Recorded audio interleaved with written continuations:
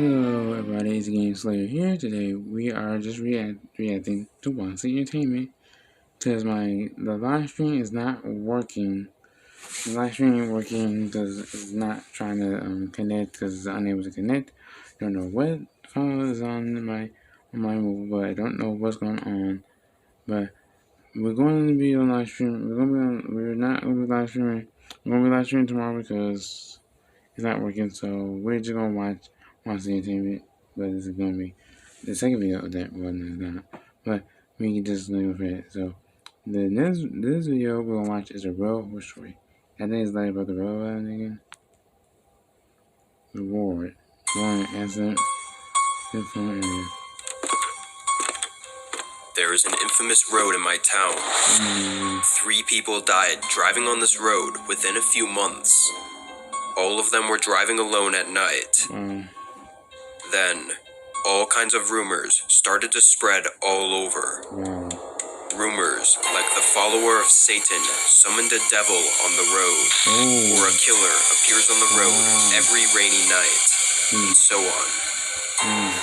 I always thought that they were just exaggerated gossip, and I brushed them off. That was until I passed the road one day. One night, I happened to pass that road. Although I started to get goosebumps from the creepiness as I saw the road from a distance, I deliberately played upbeat music and danced with my shoulders. However, it even started to rain. I talked to myself. You'd think I'd be scared. Feeling the chills down my spine, I speeded up to pass the road as quickly as possible. Then, I saw a man standing in the middle of the road. I hit the brake hastily.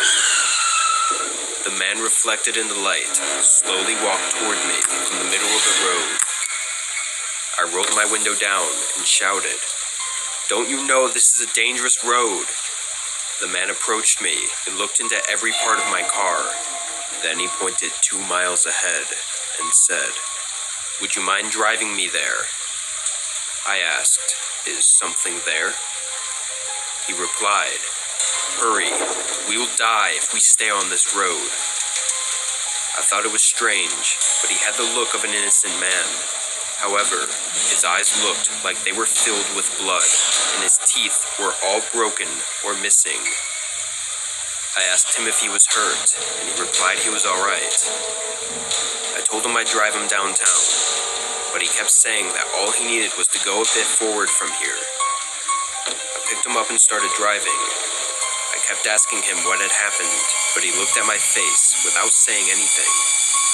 But all of a sudden, he grabbed my head and slammed it on the steering wheel frantically.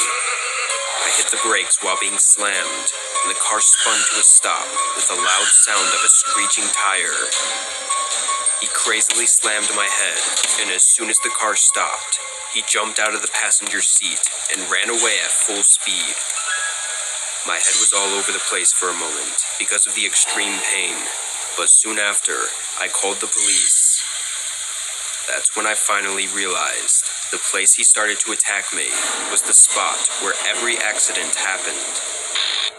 He purposefully attacked me to crash the car into a guardrail.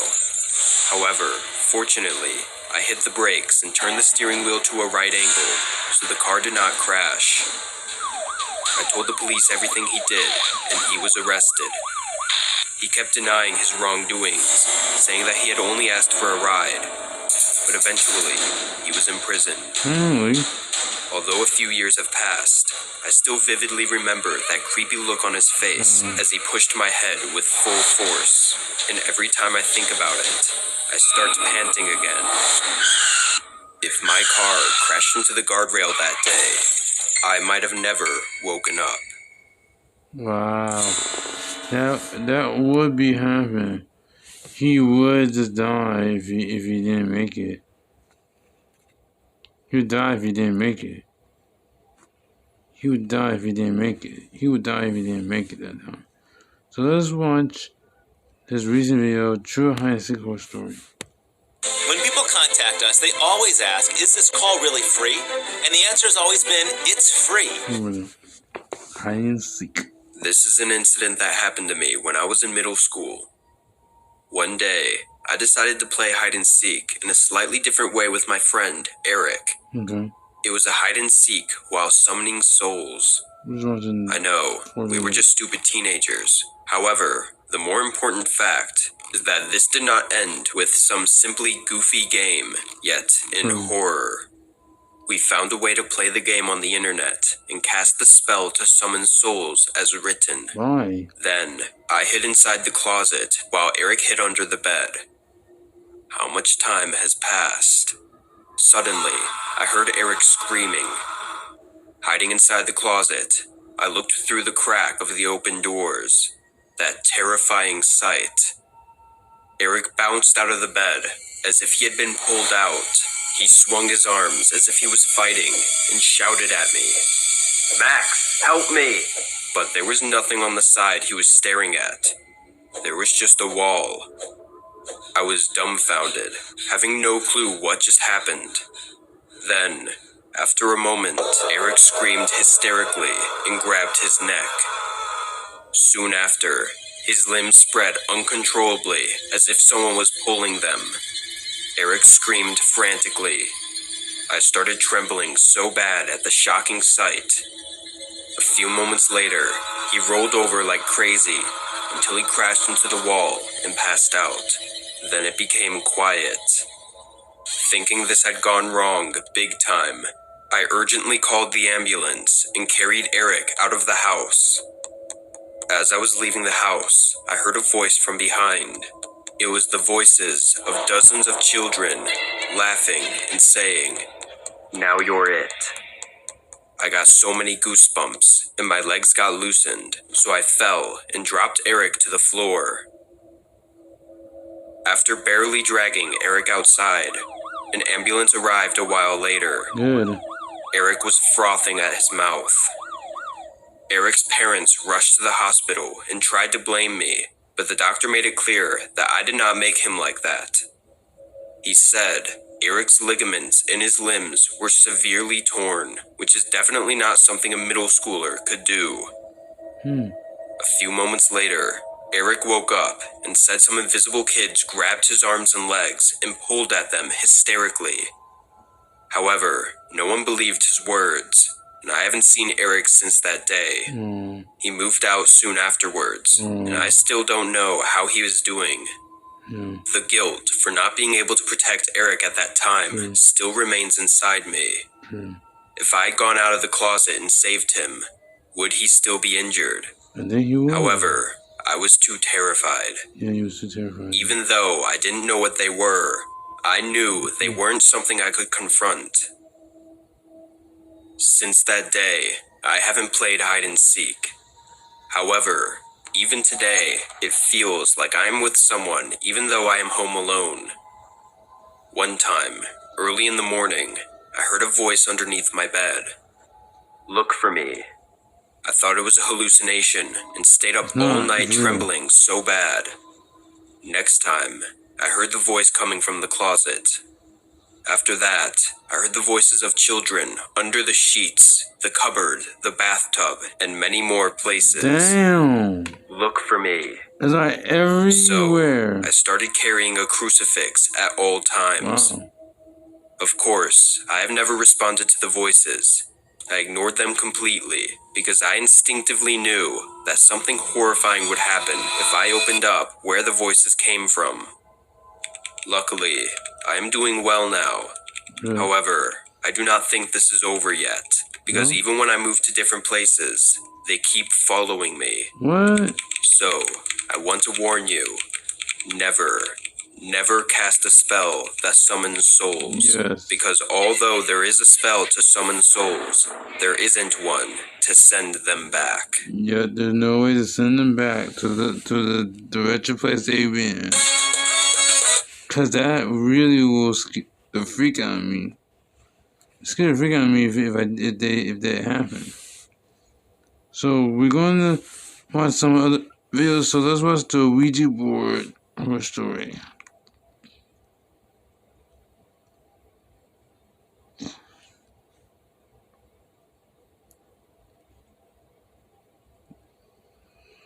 Okay, just give me a minute because it's messing up. Give me a minute, it's messing up a bit. Okay, it's This is an absolutely true story that happened to me. I am 51 years old now and living in Texas. I grew up in Northern Virginia. Okay. And this is a story that happened to me when I was 16 years old. Wow, okay. I was 16 years old and it was in the middle of summer. My friends and I would meet at one of our friends, Judy's apartment, each evening. One evening, Judy invited a new friend she knew from childhood. Okay. I don't remember her name, but she practiced black magic and believed she was a witch. True. She was only 16 as well, but she carried herself much older. This particular evening, she brought a Ouija board and lit candles. This was the first time I had seen a Ouija board, so I was intrigued and participated. As she asked questions, the slide moved to yes or no, and then later to spelling out answers. She had determined that a young female spirit lived in the board, and that she was beautiful and had been a cheerleader for our high school many years ago. She was angry at her boyfriend because he had killed them both in a drunk driving accident. She wasn't angry that he got her killed. She was angry that her face had been mangled. Wow. Our new friend, the witch, kept trying to get her to trust us, that we wouldn't judge her appearance. True. And finally the spirit agreed to show herself. Yes. She spelled out on the board to go to the bathroom mirror and bring candles, and she would appear. All 5 of us piled into the small apartment bathroom, turned off the light, closed the door, and lit candles. The witch chanted some words, and after a while, we all saw the girl in the mirror. It was horrific, and I did not expect it to work, let alone expect such horror. It worked. We all fought to get out of the bathroom at the same time, breaking the hinges. After a while, we settled down to talk about what we saw a short while ago. The witch was still communicating with the spirit in the board, and told us that we needed to go to the old stone church on the outskirts of town. We were all leery, but agreed. We drove in my car out to the old stone church and arrived at the bottom of the hill leading up to it around midnight. The witch said that the girl was buried at the cemetery next to the church at the top. I drove us up the winding road to the top and parked. I left my car running and we all got out. We split up and walked around the church, peering in the old windows. We all heard a loud scream and ran back towards my car. I was running through the cemetery, trying to be careful not to bang my knees on any tombstones. I ran into the back of one of my friends in the cemetery. We couldn't see anything, it was so dark. I jumped into the back seat of my car, and one of my friends was already in the driver's seat. I said, "Go! Go! Go!" I turned on the inside light because I felt gobs of spider webs between my fingers. When I turned on the light inside my car, I noticed it was not cobwebs. It was gobs of white hair. I screamed, "Which one of you did I run into the back of in the cemetery?" All of my friends said it wasn't them. Who did I run into the girl in the Ouija board? Yep. Was the white hair from her? Yep. We made it down the windy road to the main road, and a man at the bottom was standing there with a shotgun. We stopped my car and he banged the shotgun barrel in the driver's side window, shouting to get out of here and don't come back. I noticed 2 small twin girls in white nightgowns standing on the L-shaped porch of the home, with yellow porch lights illuminating them. Wow. It freaked me out. Me too. I said, "Go, go, go!" We spun out on the main country road and sped away. We got pulled over by a county sheriff deputy for speeding. He approached the car and asked us why we were speeding, and we all told him there was a man with a shotgun who threatened us back at the home at the bottom of the road to the old stone church. The county deputy shrugged his shoulders and told us there were not any homes within 20 miles of here, and to go home for the night. The next day, we all decided to go back out to the old stone church during the day to confirm that there was a home there. When we arrived, We saw the old stone church at the top of the hill, but there was no home at the bottom of the road. Wow. So it wasn't real. It wasn't real at first. It wasn't real at first. Okay, so it wasn't real at first. So let's watch like one more last video. Let's watch the Rabbit Man. This bra makes me feel. The Rabbit Man.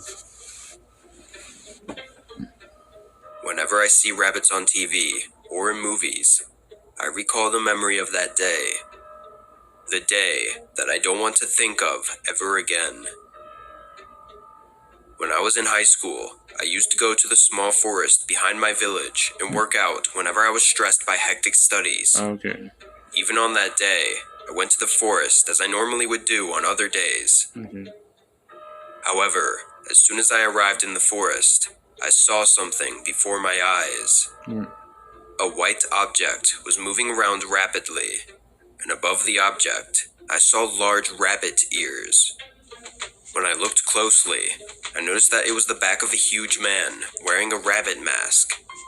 I was surprised and felt it was creepy for some reason, so I hid and watched him. He was chasing someone, and a man in front of him was running away desperately. I was confused about what was happening, yet soon after, the rabbit man caught the man who was running away, knocked him over, and strangled him. My heart started beating rapidly. The man passed out shortly after, and the rabbit man took out a spray from his pocket and sprayed it on the man's body. Soon, his body was completely covered in orange. What? Then, the rabbit man shouted, "Bon appetit!" And he bent down, and shortly after, I heard a sound like flesh and cartilage being ripped off, and I heard a terrible scream. It seemed that the man beneath the rabbit was struggling, and the rabbit man was eating him. I felt my heart drop about a foot, and immediately called the cops. Holding the phone with trembling hands, I explained the situation to the police, but I heard this over the phone. "What? So you're saying that a person with a rabbit mask is eating another person? That's not cannibalism. That's just playing around, you know?" But after a moment, the police realized how serious the case was through a frantic scream, and they came. After a while, the police arrived and arrested the rabbit man. The man who was lying down was panting with his flesh torn off to the point where the bones were showing. The rabbit man shouted at me as he was taken over by the police. "Next time, I'll eat you up." The police searched his house. It turned out that he was obsessed with eating all of his food with edible orange paint. Then he attempted to eat not only food, but also things like toys or dolls with orange paint, and it seemed that he had finally done that to a person. The man who was being eaten by him moved to the hospital urgently, yet eventually died. Damn. They said that the rabbit man was imprisoned, and when he could no longer wear a rabbit mask, he pulled his ears like a maniac and ripped them off. They have no idea why he believed he was a rabbit. However, they assume that he has gone through tremendous trauma from being abused by his parents when he was young, and he might have started believing he was a rabbit after killing the pet rabbit his parents bought. Since that day, I have been dreaming of nightmares. In my dream, my skin is orange, and he approaches me and eats up my flesh, and I wake up covered in sweat. Yeah, nightmare. Even now, That was bad, my body man. trembles uncontrollably when I think about it. If I could please erase this memory. Yeah, if you erase your memory from that guy, you can be alive. You'll be alive today. If you was alive, you'll still be here. Okay, I'm just gonna end the video right here because I love Wansee Entertainment. Wansee was a great great horror storyteller, so he's a great one. But I'm going to edit the video too. But I'm going to edit on Power Director because Power Director is the only one I can do these reactions and recording. So, I don't know how I'm going to work the live stream work. I don't know how to get the live stream working.